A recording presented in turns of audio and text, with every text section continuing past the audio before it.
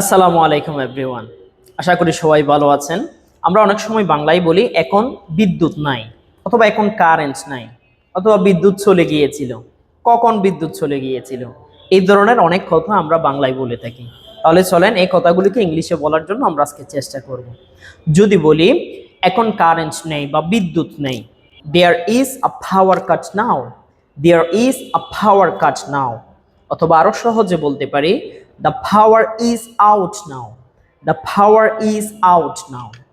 যদি প্রশ্ন করি এখন কি বিদ্যুৎ নেই, is there a power cut now, is there আ পাওয়ার কাট নাও, অথবা is the power out now, is the power out now.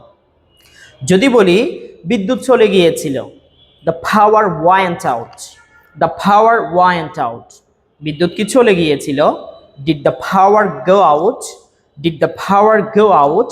কখন বিদ্যুৎ চলে গিয়েছিল, one did the power go out, one did the power go out. কেন বিদ্যুৎ চলে গিয়েছিল, why did the power go out, why did the power go out. Thank you so much for watching this video.